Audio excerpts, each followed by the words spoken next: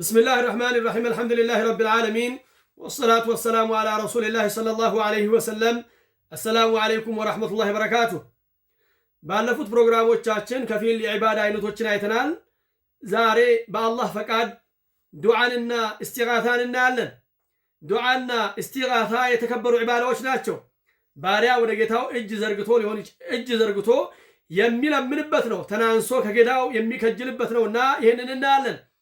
ይህ መደጋገም ያስፈልገው እንግዲህ የቢድዓ አንጃዎች አህባሽና መስሎቻቸው ከአላህ ውጭ ያለ አካል እንዲመለክ ጥሪ ስለሚያደርጉ ያንን በመጻረር የሰለፎቻችንን አቋም ግልጽ እናደርጋለን ነው። ቁርአንና ሐዲትን መሰረት ያደረገ በሰለፎች ግንዛቤ እንግዲህ እስቲጋታ የሚባለው ነገር ከባድ ዱዓ ነው። ሰዎች በችግርና በጭንቅ ጊዜ ጌታቸውን የሚማጸኑበት ነው። ታዲያ አንዳንድ ሰዎች ሙታኖች ይረዳሉ በሚል ወደ ሽርክ የሚጣሩ አሉ። እንደገና ዱዓን በተመለከተ ከባድ ዒባዳ ከመሆኑም ጋር ያንንም ከአላህ ውጭ ላለ አካል የሚሰጡ አሉና ያንን ማስጠንቀቅ ግድ ይላል ነው።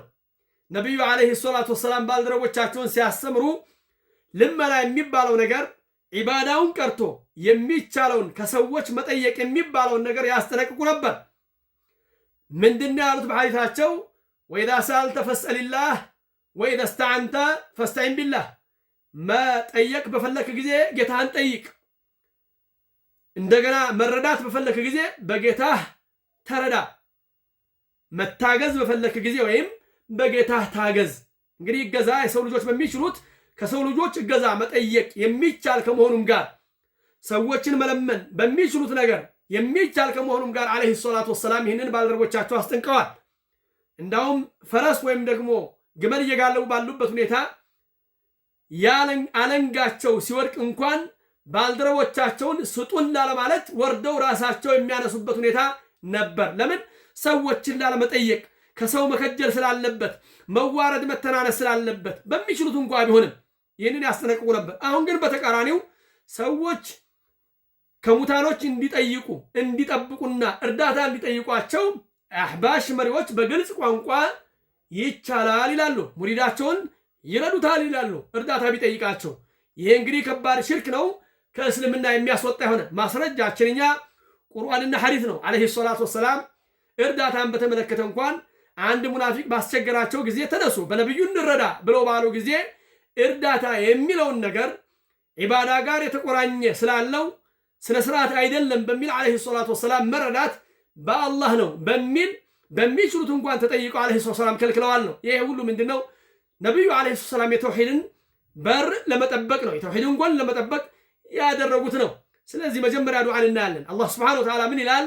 እድዑኒ አስተጅብ ለኩም እድዑኒ አስተጅብ ለኩም ኢነ ለዚነ የስተክቢሩነ ዐን ዒባደቲ ሰየድኹሉነ ጀሃነመ ዳኺሪን ይላል። ለምኑኝ እሰጣችኋለሁ። ታዘናል እንድንለምነው የታዘዝነውን ከፈጸምን አላህን አመለክን ማለት ነው።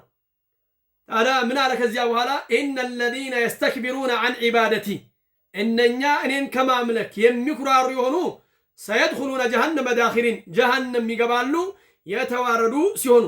ስለዚህ አላህን ያለመኑትን ሰዎች እኔን ያላመለኩ ብሎ ከገለጸው ዱዓ አምልኮ ነው። ስለዚህ አምልኮ ከሆነ ከአላህ ውጭ ላለ አካል ሊሰጥ አይገባም። ከተሰጠ ሽርክ ነው፣ ከእስልምና የሚያስወጣ የሆነ ሙሽሪክ ያስብላል፣ ዘላለማዊ ቅጣትም ያስቀጣል ነው። ዓለይሂ ሰላቱ ወሰላም በሐዲሳቸው አዱዓኡ ሁወል ዒባዳ ነው። ልክ ዓረፋ የሚባለው ነገር ሐጅ ነው ብለው እንደገለጹት ሁሉ ዓረፋ ቦታ ላይ መቆም ብቻውን የሐጅ ስራ አጠናቀቀ ተብሎ አይባልም እዛ የሰራ ነገር ግን የሐጅ ትልቅ ስራ መሆኑን ሲገልጹ ሐጅን ዓረፋን ሐጅ ብለውታል ዓለይሂ ሰላቱ ወሰላም በዚህ ሐዲሳቸው። ታዲያ ዱዓን ዒባዳ አሉት። ዒባዳዎች በርካቶች ከመሆናቸውም ጋር ዱዓን እዚህ ላይ ዒባዳ ብለው የጠሩበት ምክንያቱ ምንድን ነው? ትልቅ ዒባዳ መሆኑን ለመግለጽ ያክል ነው። ስለዚህ ዒባዳ ነው፣ ከአላህ ውጭ ላለ አካል አይሰጥም ነው። በሌላ የቁርአናት አላህ ሱብሓነሁ ወተዓላ ምንድን ነው? ወመን የድዑ ሚን ዱኒላሂ እንደውም አላህ ሱብሓነሁ ወተዓላ ከአላህ ውጭ ያለን አካል የሚጠይቁ አምልኮዊ ጥያቄ አምልኮዊ ልመናን ካፊር ብሎ ጠርቷል። አላህ ሱብሓነሁ ወተዓላ ከአላህ ውጭ ያለን አካል የሚለምን አምልኮዊ ዒባዳዊ ልመናን ነው። ስጡኝ ብሎ ብር መጠየቅን አይደለም። ያ ይጠላል። ይሄኛው ግን ሽርክ ነው፣ ዘላለማዊ ቅጣት የሚያስቀጣ የሆነ ኩፍር ነው። ዘላለማዊ ቅጣት የሚያስቀጣ ሆነ። አላህ ምን አለ? ወመን የድዑ ሚን ዱኒላህ የሚለምን ሚን ዱኒላህ ከአላህ ውጭ ያለን ኢላሃን አኸረ ሌላን ጌታ ላ ቡርሃነ ለሁ ለሱ እኮ ማስረጃ የለውም ብሂ በዛ በሚሰራው ፈኢነማ ሒሳቡ የዚህ ሰው እኮ ሒሳቡ ዒንደ ረቢህ የጌታው ዘንድ ነው። ኢነሁ እሱ ደግሞ አላህ ስብሓነሁ ወተዓላ ላ ዩፍሊሑ ነፃ ያወጣም አልካፊሩን ካፊሮች ነፃ ያወጣቸውም። ምን ብሎ ጠራው? ወመን የድዑ ሚን ዱኒላህ ኢላሃን አኸረ ላ ቡርሃነ ለሁ ብሂ ፈኢነማ ሒሳቡሁ ዒንደ ረቢህ ኢነሁ ላ ዩፍሊሑ አልካፊሩን ከአላህ ውጭ ያለን የሚያመልከውን ወመን የድዑ ሚን ዱኒላህ ከአላህ ውጭ ያለን የሚለምን ሰው ኢላሃን አኸረ ሌላን አምላክ ሰይድም ይበለው ማንም የሚባል ስም ይስጠው ላ ቡርሃነ ለሁ ለሱ እኮ ማስረጃ የለውም በዛ በሚሰራው ስራ ላይ ብሂ በዛ በስራው ላይ ፈኢነማ ሒሳቡ የሱ እኮ የሰውየው ሒሳቡ ይህን የሚሰራ ሰው ዒንደ ረቢህ የጌታው ዘንድ ነው። ጌታው ይከፍለዋል ምንዳውን ነው። ኢነሁ እሱ ደግሞ ላ ዩፍሊሑ ነፃ ያወጣም አልካፊሩን ካፊሮችን።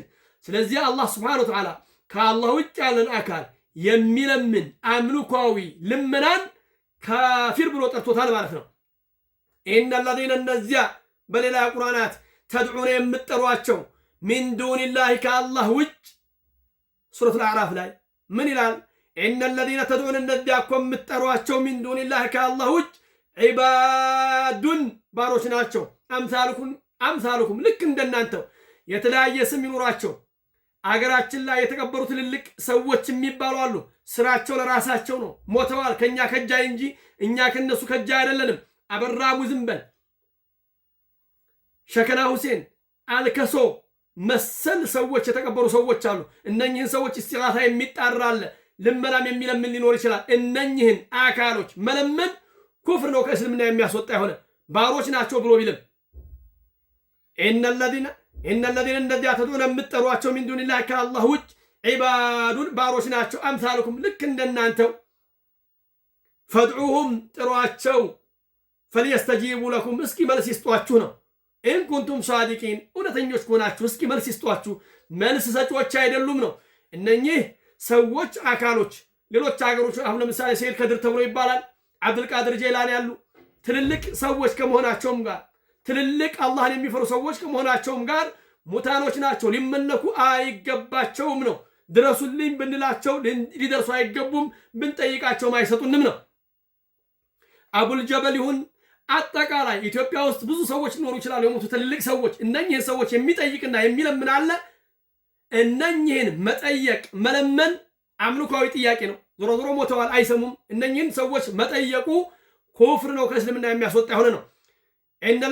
በሌላ ቁርአናት አላህ ሱብሓነሁ ወተዓላ ምንድን ያለው? ወለዚነ ተድዑነ እነዚያ እኮ የምትጠሯቸው ሚን ዱኒሂ ከሱ ውጭ ላ የስተጢዑነ አይችሉም ነስረኩም እናንተን መርዳት፣ ወላ አንፉሰሁም የንሱሩን ነፍሶቻቸውንም የሚረዱ አይደሉም ነው። እንግዲህ ሀገራችን ላይ ትልልቅ ሰዎች ተቀብረዋል ብለን እንላለን ነው። ብዙ ስራ ሰርተው ሊሆን ይችላል በህይወት እያሉ። ነገር ግን እነኚህ ሰዎች እንኳን እኛን መልካም ነገር ሊሰጡና የመልካም ነገር ባልተቤት ሆነው እኛን መልካም ሊሰጡን ቀርቶ እነሱ ያሉበት ሁኔታ አናውቅም። እነኚህ ሰዎች የጀነት ናቸው ብሎ በመስክር አይቻልም። ከአላህ ስብሓነሁ ወተዓላ መልካም ልንከጅል እንችላለን። መልካም ነበሩ አላህ መልካም ይሰጣቸዋል ብሎ መጠርጠር ይቻላል። ነገር ግን የጀነት ናቸው ብሎ ቆርጦ መናገር የነብዩ ሐዲስ ያስፈልጋል። ስለዚህ ያሉበት ሁኔታ የማናቃቸው ሰዎች የእኛን ሁኔታ ያስተካክላሉ ብሎ ማሰብ ተገቢ አይደለም ነው። እነሱ አይጠየቁም። እኛ እነሱን መርዳት እንችላለን ነው። በምን በዱዓ ሊሆን ይችላል፣ በሰደቃ። እነሱ ሞተዋል፣ ስራቸው ተቋርጧል፣ አይሰሙም፣ አይረዱም፣ አይደርሱም ነው። ይሄ ቁርአን ያለው አላህ ስብሓነሁ ወተዓላ። አላህ ስብሓነሁ ወተዓላ በሌላ ቁርአን አያት ምን አለ?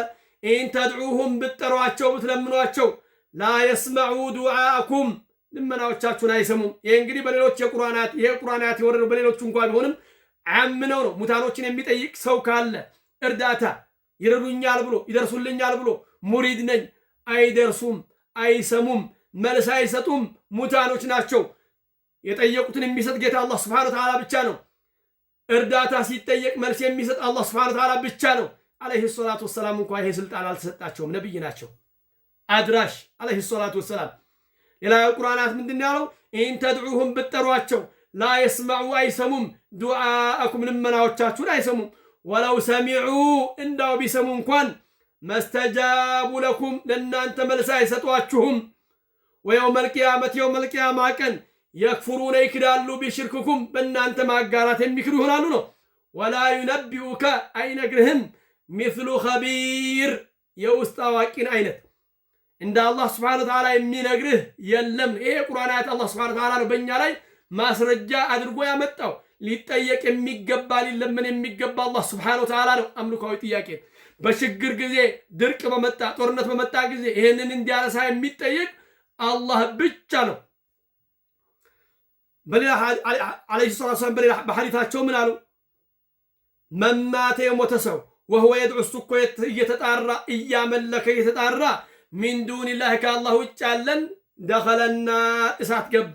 ልመና እንግዲህ አምልኮ ነው። እነኚህ የቁርአን አያቶች የሚያመላክቱት አምልኮዊ ልመና ከአላህ ውጭ ላለ አካል አይሰጥም። እገሌ ሆይ ይህን አድርግልኝ ተብሎ አይባልም። እጅ ተዘርግቶ ነው። ዝናብ በጠፋ ጊዜ አላህ ስብሓነ ወተዓላ ሊጠየቅ የሚገባው ነው። መማተ የሞተ ሰው ወህወ እሱ እኮ የድዑ እየተጣራ ሚን ዱኒላህ ከአላህ ውጭ ያለን ደኸለና እሳት ገባ። እንግዲህ ይሄ ሊለመን የሚገባ አላህ ነው። ነገራቶችንም የሚያስተካክለው አላህ ነውና እጅ ዘርግቶ አላህን መለመን ሲገባው ከአላህ ውጭ ያለን አካል እየለመነ የሞተ ሰው ካለ እሳት ገባ ብለዋል ዓለይሂ ሰላቱ ወሰላም። ይህ ታዊል የለውም፣ ግልጽ የሆነ ቋንቋ ነው። ከአላህ ውጭ ያለን አካል የሚለምን አምልኮዊ ልመና አላህ ካፊር ብሎ ጠርቶታል።